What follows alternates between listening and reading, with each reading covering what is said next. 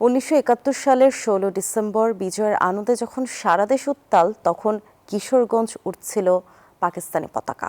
বিজয়ের পরদিন 17 ডিসেম্বর পাখানাদার বাহিনীর দোসরদের হাত থেকে মুক্ত হয় কিশোরগঞ্জ।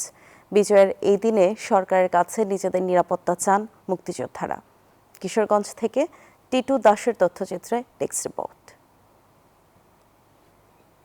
12 ডিসেম্বর কিশোরগঞ্জ শহরে শক্ত ঘাঁটি তৈরি করেছিল পাক হানাদার ও রাজাকার আলবদর বাহিনী। 1971 সালের 16 ডিসেম্বরও শহরের নিয়ন্ত্রণ ছিল হানাদার বাহিনীর দোসর রাজাকার আলবদর ও আল শামস বাহিনীর হাতে।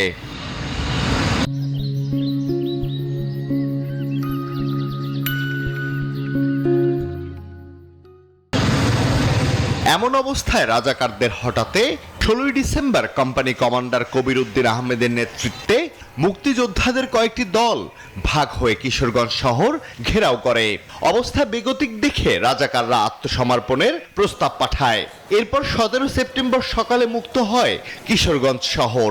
কিশোরগঞ্জের চতুর্দিক থেকে আমরা ঘেরাও করে রেখেছিলাম, আমরা কিশোর মুক্ত করতে পারতাম এবং কিছু অনেক স্থাপনা ছিল, সে ধ্বংস যাতে না হয় এর জন্য আমার শিক্ষক আশরাফুদ্দিন স্যার, আমার শিক্ষক জিয়াউদ্দিন স্যার, গুজরাটের প্রফেসর হেলালুদ্দিন বন্ধু ভাই, আদিমুল হেডমাস্টার, ওনাদের সাথে রাজাকার আলবদর শামস যারা ছিল তারা যোগাযোগ করে তো বললো যে তারা সারেন্ডার করবে।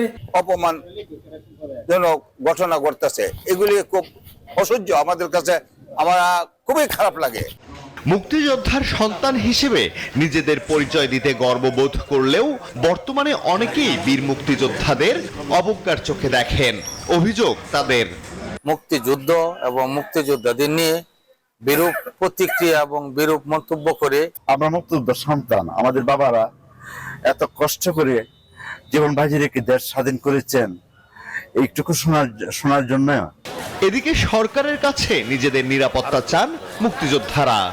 সরকারের কাছে আমাদের দাবি হলো কি, আমরা সিকিউরিটি চাই, নিরাপত্তা চাই, আমরা যাতে সামাজিকভাবে সম্মান নিয়ে বাঁচতে পারি। জেলার সকল বধ্যভূমিগুলো রক্ষণাবেক্ষণ করে মুক্তিযুদ্ধের স্মৃতি বাঁচিয়ে রাখার দাবি বীর যোদ্ধাদের।